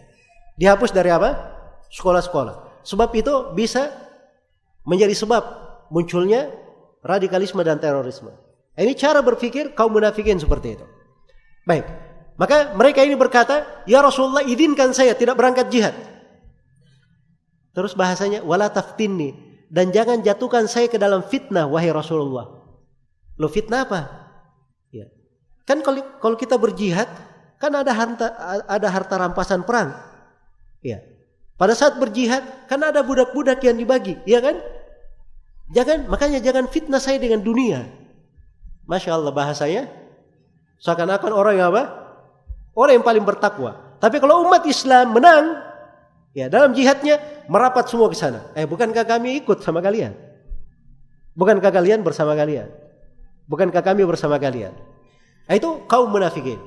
Karena itu Allah terangkan, ala fil fitnati saqatu. Ketahuilah bahwa mereka sebenarnya dengan ucapan mereka itu sudah jatuh di dalam fitnah. Itulah fitnah sebenarnya. Itulah yang disebut dengan fitnah. Baik. Kemudian dari sifat kaum munafikin ini, ya. Dari sifat kaum munafikin, mereka ini malas di dalam beribadah dan tidak berzikir kepada Allah Subhanahu wa taala kecuali sedikit. Iya. Innal munafiqina yukhadi'una Allah wa huwa khadi'uhum. Wa idza qamu ila as-salati qamu kusala yura'una an-nasa. Wa la yadhkuruna Allah illa qalila. Sungguhnya kaum munafikin itu mereka ingin menipu Allah. Maka Allah balas dengan menipu mereka. Iya. Apabila mereka berdiri untuk sholat, mereka berdiri dalam kondisi malas. Dalam kondisi malas. Ini yang dikhawatirkan, subhanallah, oleh orang-orang yang salih. Ya. Karena itu sejumlah dari as-salaf, kalau dia dapatkan pada dirinya malas di dalam ibadah, dia khawatirkan kemunafikan terhadap siapa? Kepada dirinya sendiri. Ya. Sebab itu sifat kaum munafikin. Sifat kaum munafikin. Karena itu Anas bin Malik meriwayatkan dari Nabi sallallahu alaihi wasallam bahwa kaum munafikin itu mereka sengaja mengundur sholat. Jadi kalau datang sholat asar ini sholat yang sangat dijaga. Dan dia disebut dalam Al-Quran sebagai sholatul wusta. Kalau sudah masuk sholat asar, dia tidak langsung sholat. Ditunggu sampai matahari hampir terbenam. Sudah berada di atas 2 tanduk syaitan. Maksudnya sudah hampir terbenam. Barulah dikatakan oleh Nabi SAW, baru mereka mematuk 4 patukan. Jadi bahasakan itu mematuk, cepat sekali sholatnya. Seperti ayam mematuk itu. Ya. Tidak berzikir kepada Allah kecuali sedikit. Itu sifat sholatnya kaum munafikin. Ya. Sifat sholat kaum munafikin. Ketika berdiri banyak malasnya. Yura'unan nas, riak kepada manusia. Ya. Riak kepada manusia. Ini sering ada salah paham ya di pembahasan riak. Kalau ada yang ditanya riak itu hukumnya apa? Syirik akbar atau syirik asgar? Ya, kebanyakan kita akan menjawab syirik apa? Asgar. Itu yang terkenal kan begitu. Dan itu pemahaman keliru. Riya itu 2 macam. Ada riya syirik akbar. Ini riya pada kaum munafik ini yang saya baca tadi. Yura'unan nasa. Mereka selalu riya kepada manusia. Ya. Kapan dia syirik akbar? Kalau seluruh amalannya, kebanyakan amalannya dibangun di atas riya. Apa saja dia bikin riya. Ini buat ini ingin dilihat, buat ini ingin dilihat. Ya. Dan ini penyakit berbahaya sekali. Penyakit berbahaya sekali. Apalagi dengan media-media sekarang ini, ya sedikit-sedikit selfie, ya sedikit-sedikit harus disorting, ya sedikit-sedikit harus dibuatkan potongan video, harus dibuatkan ini, harus diliput, ya. Tidak ada kadang pada hal-hal yang tidak diperlukan pun semuanya harus melihatnya. Kalau amalannya dia biasakan seperti itu, ya tidak dia jaga, ya amalan-amalannya tersebut, maka ini bisa memasukkannya ke dalam apa? Riaknya kaum munafikin. Nasallallahu alaihi. Jelas ya? Ini riya kaum munafikin yang merupakan syirik akbar. Itu kalau kebanyakan amalannya dibangun di atas riya, atau seluruh amalannya dengan riya. Itulah kaum munafikin. Apa saja dia kerjakan ingin dilihat. Dia sholat supaya dilihat, bersedekah supaya dilihat. Jelas ya? Walaupun sholatnya malas-malas, sedekah betul dia sedekah, tapi sedekahnya apa? Bakhil, sangat sedikit. Itu pun kalau dia sudah sedekah, ada yang datang bersedekah, pasti dia kritik. Ini orang cuma riya saja ingin dilihat. Ya, jelas ya? Pergi berjihad, ikut berjihad supaya kelihatan dia berjihad. Nanti di tengah jalan dia gembosi orang. Ya, dia gembosi. Sebagaimana telah terjadi kaum munafikin menggombosi umat Islam di berbagai kejadian, di berbagai peperangan. Di berbagai peperangan. Bahkan di kondisi genting yang mengancam nyawa mereka juga, mereka masih menggombosi umat Islam. Seperti perang Khandaq. Mereka berkata, "Ma wa'adanallahu wa rasuluhu illa ghurura." Ya. Mereka berkata apa yang Allah dan Rasulnya janjikan itu cuma tipu daya saja. Cuma tipuan saja. Ini kaum munafikin. Seperti itu kondisi dan keadaan mereka. Jadi riaknya itu pada segala keadaan. Riak yang syirik asghar itu riak pada sebagian amalan. Dia berbuat sebuah amalan misalnya, dia sertai amalan ini dia kerjakan untuk Allah, dia cari juga pandangan manusia. Di satu amalan atau di dua amalan. Itu riak masuknya di dalam hitungan apa? Masuknya dihitung di syirik asghar. Maka sifat kaum munafikin ini yura'unan nasa. Mereka selalu riya kepada manusia. Wala yadhkurunallaha illa qalila. Dan mereka tidak berzikir kepada Allah Subhanahu wa taala kecuali sedikit. Iya, kecuali sedikit. Kemudian di antara sifat kaum munafikin, iya. Mereka ini gemar untuk mengolok-olok ayat-ayat Allah. Iya. Mengolok-olok ayat-ayat Allah Subhanahu wa taala. Jadi itu biasa.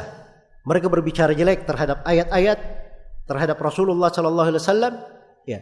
Terhadap kaum mukminin, itu adalah perkara yang biasa di tengah kaum munafikin. Iya. Sampai di salah satu peperangan, kaum munafikin ini bercerita tentang Nabi dan para sahabat. Kata mereka, saya tidak pernah melihat ada orang yang lebih penakut ketika berjumpa musuh, ya, dan lebih mementingkan perutnya, dan lebih tidak menepati janjinya melebihi qurra itu, orang-orang para sahabat yang ahli di dalam Al-Quran itu. Ya. Jelas ya? Maka turun wahyu kepada Nabi sallallahu alaihi wasallam menjelaskan tentang ucapan mereka itu. Wala in sa'altahum la yaqulunna innama kunna nakhudhu wa nal'ab. Kalau kamu bertanya kepada mereka, mereka pasti akan berkata, sungguhnya kami ini hanya bermain-main dan senda gurau saja. Iya. Hanya bermain-main dan bersenda gurau saja. Ya. La ta'tadiru qad kafartum ba'da iman. Qul abillahi wa ayatihi wa rasulihi kuntum tastahzi'un la ta'tadiru qad kafartum ba'da imanikum. Apakah terhadap Allah, terhadap ayat-ayatnya, terhadap Rasulnya kalian mengolok-olok? Jangan kalian meminta maaf. Kalian telah kafir setelah keislaman kalian. Jelas ya? Kekafiran itu, ada yang seorang itu divonis kafir, keluar dari Islam, sekadar dia mengucapkannya. Sekadar dia mengucapkannya. Ya, karena yang mengafirkan itu kadang, kekafiran itu kadang dalam bentuk ucapan, kadang dalam bentuk perbuatan, kadang dalam bentuk keyakinan, kadang dalam bentuk keraguan, kadang dalam bentuk keberpalingan. Itu semuanya sebab-sebab yang mengafirkan, mengeluarkan dari apa? Dari keislaman. Makanya seorang mukmin dia meninggalkan hal-hal yang seperti ini. Dia tidak dekati. Walaupun dia katakan maksud saya cuma apa? Cuma bermain-main dan senda gurau. Andai kata benar ada keimanan di dalam hatinya yang tulus, ya, tidak akan keluar di lisannya hal-hal yang seperti itu. Sebab apa yang keluar di lisan-lisan yang lepas itu, keliru di dalam berucap misalnya, itu gambaran terhadap sesuatu yang bercokol di mana? Bercokol di hatinya. Iya. Ketika muncul ucapan-ucapan kekafiran yang seperti itu menunjukkan hati ini adalah hati yang busuk. Hati yang tidak baik. Jadi beda dengan orang yang misalnya dia ini baik orangnya, dia beriman, tapi dia salah berucap, keliru karena tidak hadir akalnya. Ya. Misalnya seperti orang yang disebutkan oleh Nabi sallallahu alaihi wasallam itu berada di gurun pasir yang luas, ya. dia mengendarai untanya, ya, di mana seluruh perbekalan makanannya di atas untanya. Di kondisi itu lari unta itu. Ya. Dia mau kembali lagi ke rumahnya, kembali ke kampungnya, pasti akan mati di jalan. Ya. Dia melanjutkan perjalanan, tidak akan sampai juga, akan mati di jalan. Maka dia pun datangi sebuah pohon, lalu tidur di pohon itu, menunggu kematian. Ya. Apalagi yang dia mau lakukan? Kan begitu. Begitu dia bangun, dia dapungkan untanya berdiri di mana? Di depannya. Kira-kira bagaimana? Gembira atau tidak? Gembira sekali. Saking gembiranya, dia salah ucap. Dia berkata, ya Allah, engkau adalah hambaku dan saya adalah Tuhanmu. Ya. Padahal dia mau bilang, ya Allah, engkau adalah Rabbku dan saya adalah hambaku. Dia salah ucap saking gembiranya. Jelas ya? Baik. Tapi kalau seorang berucap kalimat-kalimat yang mengandung kekufuran, mencela agama, ini pembatal-pembatal keislaman. Harus diketahui. Iya. Karena itu banyak dari pembatal keislaman beredar di tengah kaum munafikin. Itu biasa saja mereka. Ya. Karena itu diantara kekafiran yang lebih besar kekafirannya dari orang-orang Yahudi dan Nasara, mereka yang menyuruhkan untuk kebebasan secara mutlak. Ya. Tidak mau ada aturan. Dianggap dirinya sebagai orang yang paling bebas. Silakan mau dibahasakan sebagai sekularisme atau pluralisme atau yang semisal dengannya. Ya. Maka ini semuanya hanya berasal dari orang-orang yang memiliki kemunafikan besar di dalam dirinya. Nasallallahu alaihi wasallam. Baik, kemudian dari sifat kaum munafikin ini, ya. Dari sifat kaum munafikin, mereka selalu menyangka kepada Allah dengan sangkaan yang buruk. Ya. Karena itu di pembahasan di surah Ali Imran, ya, ketika kekalahan para sahabat di perang Uhud, maka dikirim angin yang membuat sebagian sahabat itu tertidur. Ya, adapun kaum munafikin, mereka disifatkan di dalam ayat yadhunnuna billahi ghairal haqqi dhannal jahiliyah. Mereka itu menyangka terhadap Allah sangkaan yang tidak benar. Sangkaannya orang-orang jahiliyah. Sangkaannya orang-orang jahiliyah.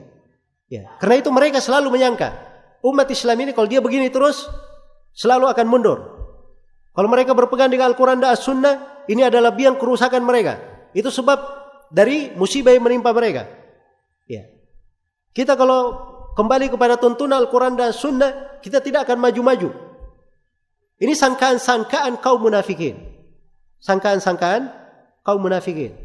Ya. Tidakkah mereka ketahui bahwa Allah Subhanahu wa Ta'ala yang memiliki langit dan bumi, dan Dia yang mengetahui apa yang kemaslahatan untuk hambanya. Dan Allah Subhanahu wa Ta'ala telah menjadikan agama ini sebagai agama yang sempurna. Dan Allah Subhanahu wa Ta'ala menjadikan kemakmuran, kejayaan apabila berpegang di atas agama. Wa'adallahu alladhina amanu wa'adallahu alladhina amanu minkum wa amilus salihat la yastakhlifannakum fil ardi kama istakhlafa alladhina min qablihim wa la yumakkinanna lakum dinakum alladhi irtadha lakum wa la yubaddilannakum min ba'di khawfihim amna ya'budunani wa la yusyrikuna bi syai'a. Allah menjanjikan kepada orang yang beriman di antara kalian dan orang yang beramal salih, sungguh Allah akan membuat mereka berkuasa di atas muka bumi. Dan Allah akan mapankan agama yang Allah ridhai untuk mereka. Dan Allah akan ganti rasa takut mereka dengan keamanan. Mereka beribadah hanya kepada Allah dan tidak pernah berbuat kesyirikan. Ini jaminan bagi siapa yang berpegang dengan agama Allah Subhanahu wa Ta'ala. Karena itu Nabi sallallahu alaihi wasallam bersabda, "Basyir hadhil ummah birrifati was-sina wat-tamkin fil ard." Beri kabar gembira untuk umat ini dengan ketinggian, dengan kejayaan, dengan kemapanan di atas muka bumi. Itu adalah hal yang dipastikan untuk umat ini apabila dia berpegang teguh dengan tuntunan Al-Quran dan Sunnah Rasulullah sallallahu alaihi wasallam. Baik. Kemudian di antara sifat kaum munafikin adalah menahan manusia, menghambat manusia untuk berbuat baik, untuk berinfak di jalan Allah. Iya. Karena itu mereka berkata, humul ladzina yaquluna la tunfiqu ala man inda Rasulillah. Iya. Hatta yanfaddu. Mereka lah yang berkata, jangan kalian berinfak kepada siapa yang berada di sisi Rasulullah sampai mereka itu bubar. Perhatikan kelancangan mereka ya. Itu Nabi dan para sahabat itu tidak ada apa-apanya. Ya, kalian tahan saja, jangan berinfak kepada mereka, nanti akan bubar sendiri. Mereka tidak ada biaya nanti. Maka Allah Subhanahu wa taala menjawabnya, "Walillahi khazainus samawati wal ard, walakinnal munafiqina la yafqahun." Milik Allah lah perbendaharaan langit dan bumi, tetapi kaum munafikin tidak memahaminya.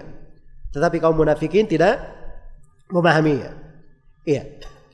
Kemudian di antara sifat kaum munafikin selalu bingung, banyak keraguan, ya, bimbang kesana sini. Nah, itu sifat mereka. Allah berfirman, "Mudzabdzabina baina dzalik, la ilaha ulai wa la ilaha ula." Ya, mereka ini selalu bingung antara dua perkara, bukan ke sana, bukan juga ke situ, bukan bersama kaum mukminin, bukan pula bersama orang-orang kafir. Ya, dan di dalam hadis Ibnu Umar riwayat Muslim, Rasulullah sallallahu alaihi wasallam bersabda, "Mathalul munafiq kamathalis syatil a'ira bainal ghanamain." Perumpamaan kaum munafikin itu bagaikan bagaikan kambing yang bingung antara dua kambing. Dia tidak tahu mau ikut kambing yang satu atau kambing yang lainnya. Nah, itu kaum munafikin seperti itu. Adapun umat Islam itu memiliki tuntunan-tuntunan yang jelas. Iya, memiliki dari pedoman yang terang. Karena itu mereka selalu berada di atas pijakan yang jelas, Iya, di atas pijakan yang jelas. Dan ini keteguhan umat Islam. Adapun kaum munafikin selalu saja mereka berucap hal-hal yang kadang aneh-aneh. Iya. Untuk membuat kejelekan di tengah umat Islam. Dari hal yang banyak didengar di masa sekarang ini, ada orang-orang yang mengatakan, ya, bahwa memakai cadar itu katanya budaya orang Arab. Iya, budaya orang Arab. Ini manusia-manusia baru lahir kemarin. Ya. Manusia-manusia baru lahir kemarin. Ya. Nah, tahu dia keliling dunia itu sudah sampai mana? Dia baca sejarah dari abad sebelumnya itu sampai mana? Kalau ingin sejarah, saya beri sejarah. Ya. Berkata, mereka semuanya kenal Abu Hamid Al-Ghazali. Populer disebut di tengah kita Al-Ghazali. Bisa dibaca Al-Ghazali, bisa dibaca Al-Ghazali. Abu Hamid Al-Ghazali wafat pada tahun 505 Hijriah. Beliau berkata, "Lam yazalir rijalu ala marril usuri maksyufil wujuh, wa lam yazalin nisa yakhrujna mudzakibat." Kata Al-Ghazali rahimahullah, laki-laki itu dari masa ke masa itu selalu terbuka wajahnya. Sedangkan perempuan dari masa ke masa itu selalu keluar dalam keadaan memakai niqab. Ini siapa yang bercerita? Al-Ghazali. Dari ujung sungai sana di kota Baghdad dia tinggal, dia lahir. Iya. Mau dapat yang lainnya? Abu Hayyan Al-Andalusi, wafat pada tahun 745 Hijriah. Al-Andalus itu adalah kebanggaan peradaban Eropa di masa itu. Kita berbicara Eropa ya. Iya. Di masa dahulu. Jangan berbicara sekarang. Bicara di masa dahulu. Apa yang dilihat oleh Abu Hayyan Al-Andalusi? Kata beliau, "Wa kadza adatu biladil Andalus la yadhhar minal mar'ati illa ainuhal wahida." Itulah kebiasaan di bumi Andalus. Seorang perempuan tidak tampak darinya kecuali satu matanya saja. Iya. Ini kalau mau teriak ekstrim, hidup di sana. Di masanya Abu Hayyan Al-Andalus. Ini kejadian tentang perempuan di masa itu. Satu lagi. Seperti seorang alim yang lahir di kota Mesir. Al-Hafidh Ibnu Hajar Al-Asqalani rahimahullah. Wafat pada tahun 852 Hijriah. Ibnu Hajar berkata, "Lam tazal adatun nisa'i qadiman wa hadithan yasturuna wujuhahunna anil ajanib." Terus menerus kebiasaan para perempuan di masa dahulu dan masa belakangan, mereka menutup wajah-wajah mereka kalau ada laki-laki asing yang bukan mahramnya. Iya. Ini ucapan orang-orang yang kenal sejarah. Seenaknya saja datang untuk suatu syariat, kita tidak berbicara cadar itu wajib, sunnah itu ada silang pendapat, nggak ada masalah.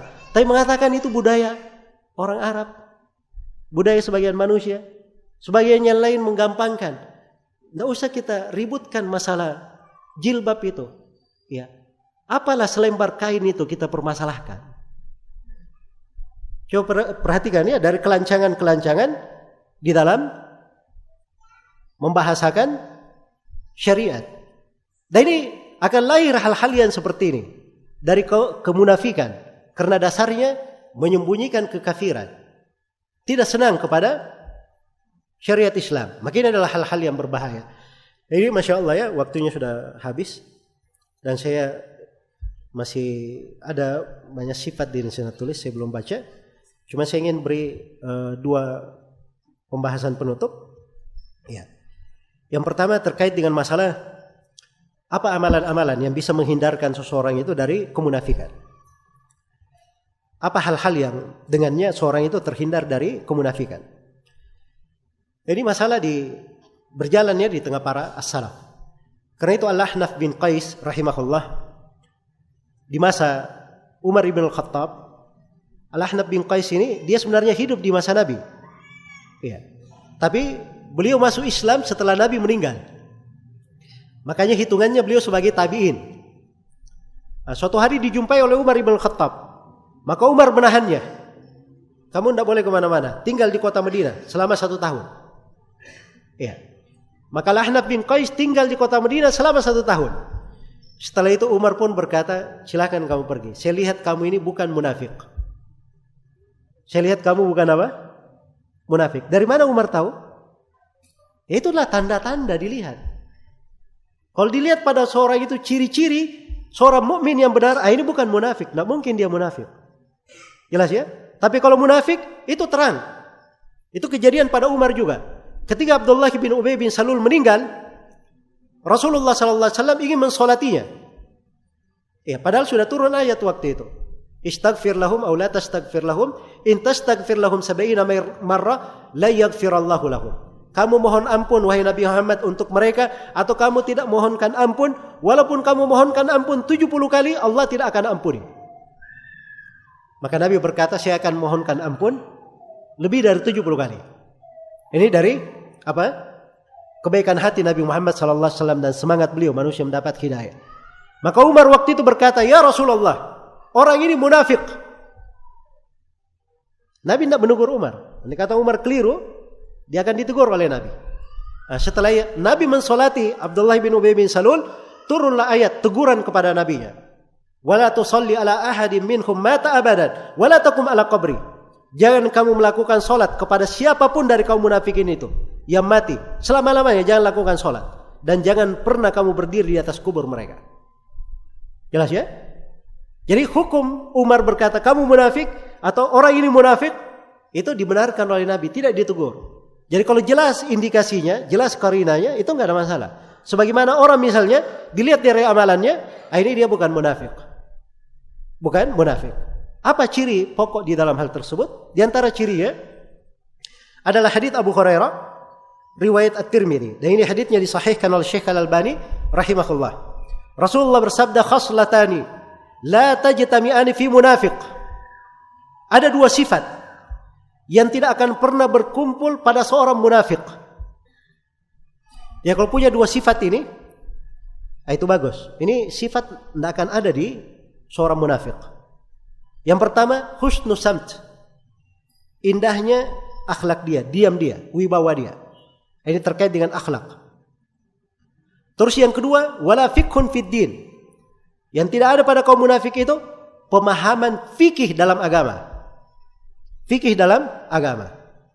Karena itu kalau seorang muslim dan muslimah, dia adalah penuntut ilmu sepanjang dia hidup, maka itu adalah ciri bahwa tidak ada kemunafikan pada dirinya. Dia adalah orang yang cinta ilmu agama, orang yang cinta mempelajari Al-Quran dan Sunnah Rasulullah SAW. Sifat yang seperti ini itu tidak berkumpul pada siapa? Pada seorang munafik. Iya. Baik. Kemudian sifat yang lainnya dari hal yang membentengi, yang menjaga dari kemunafikan adalah seorang selalu menjaga solatnya. Seorang selalu menjaga solatnya. Kalau bisa, dia jangan luput takbiratul ihram. Karena di dalam hadits Anas bin Malik riwayat At-Tirmidzi, rahimahullahu taala. Ini diriwayatkan juga oleh Ja'far bin Muhammad Al-Firyabi serta Abu Nuaim Al-Asbahani, ya, dan dihasankan oleh Syekh Al-Albani dari seluruh jalurnya. Rasulullah bersabda, "Man shalla lillahi arba'ina laila, arba'ina yawman fi jama'atin yudriku at-takbiratul ihram, kutibat lahu bara'atan." Barang siapa yang salat karena Allah. Ini perhatikan bahasa lillah, karena Allah. Kaum munafikin itu bukan salat karena Allah, riya. Dia salat 40 hari. 40 hari 40 malam dia salat. Fi jamaah, perhatikan syaratnya. Salatnya secara apa? Berjamaah. Iya.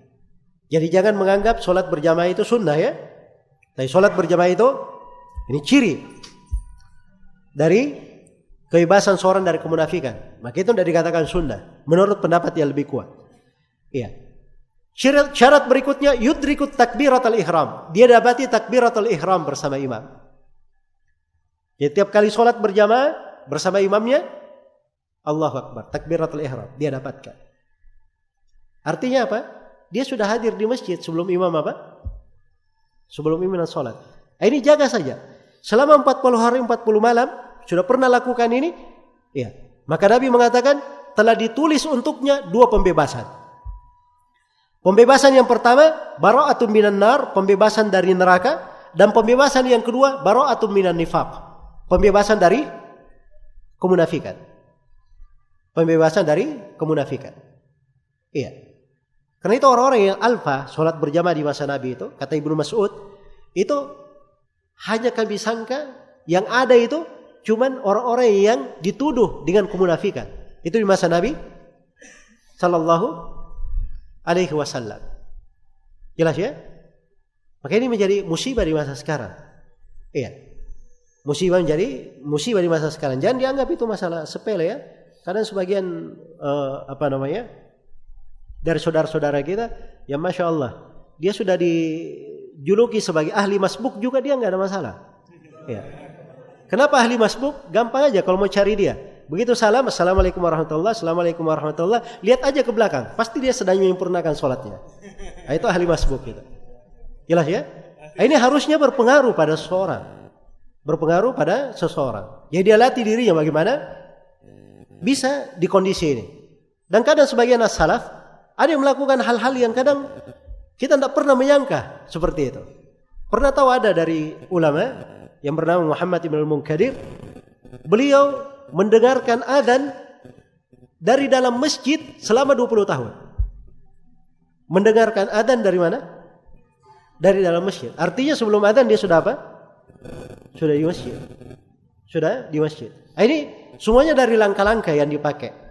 Ya, dan ini saya bukan memperseram ya sesuatu, tapi saya terangkan bahwa ada orang-orang yang begitu caranya untuk lebih mendekatkannya kepada Allah Subhanahu wa taala. Ya, ahli masbuk itu tadi lebih mending ya daripada tidak hadir salat berjamaah sama sekali kalau kita pikir dari sudut mendingnya. Cuman seorang mukmin itu dia selalu melihat hal yang terbaik untuk dirinya.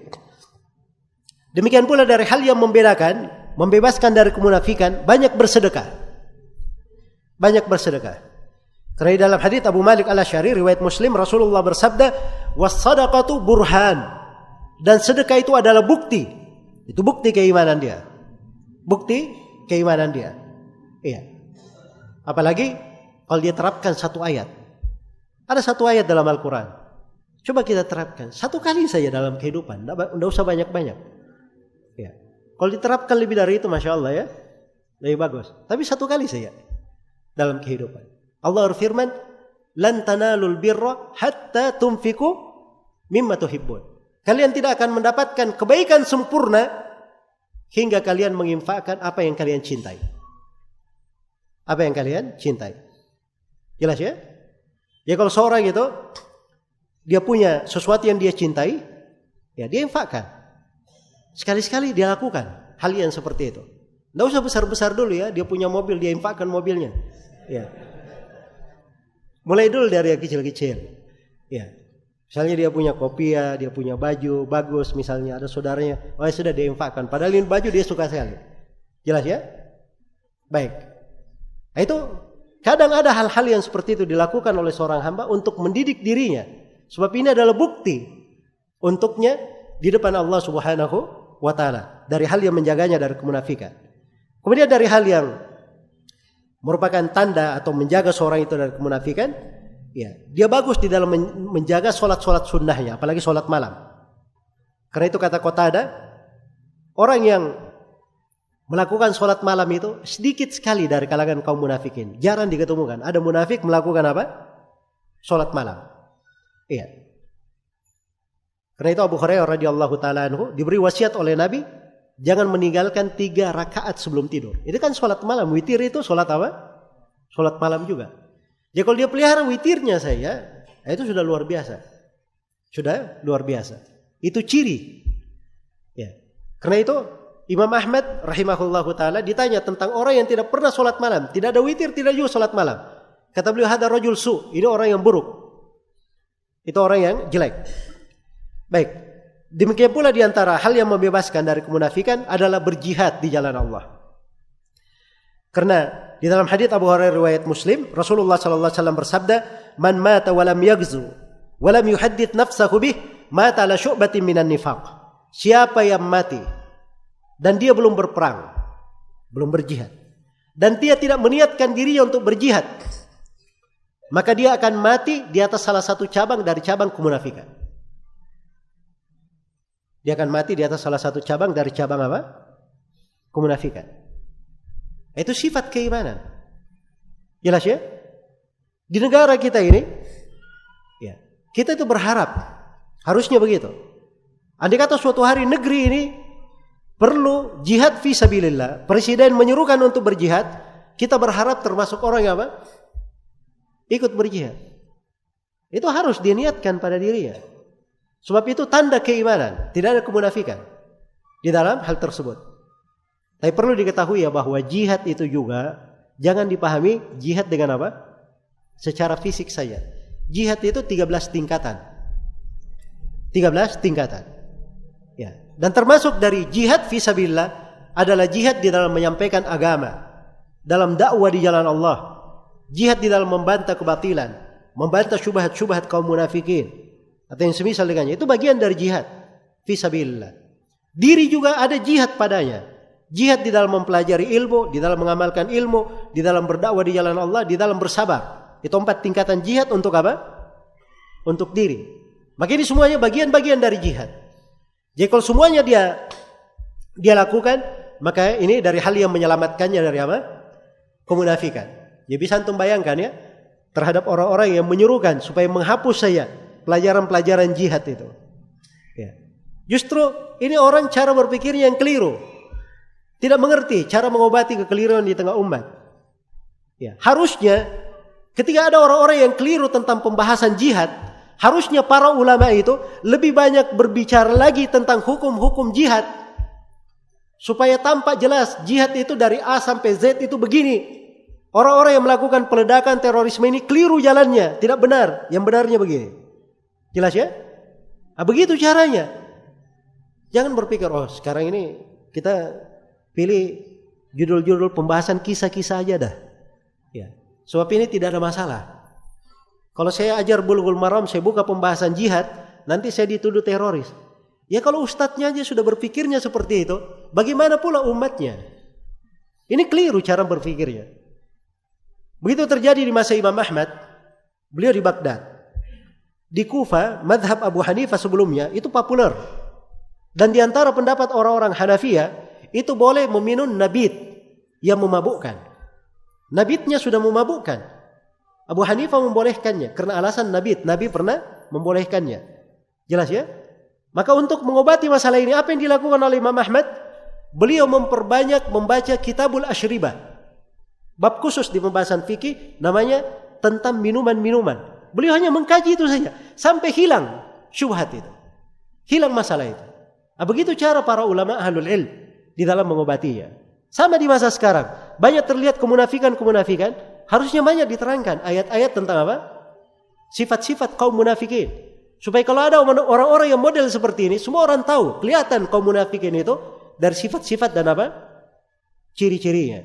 Agar supaya umat Islam berwaspada darinya. Baik. Kemudian di antara sebab seorang itu terhindar dari kemunafikan dan yang menjaganya dari kemunafikan adalah banyak berzikir kepada Allah Subhanahu wa taala. Iya. Karena orang yang banyak berzikir kepada Allah itu bukan seorang munafik. Munafik itu sedikit zikirnya. Sedikit zikirnya. Tapi kalau dia banyak berzikir, ini ciri bahwa dia adalah apa?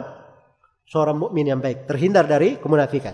Demikian pula seorang di antara hal yang menghindarkan dari kemunafikan adalah dia berdoa, banyak berdoa kepada Allah Subhanahu wa taala. Iya.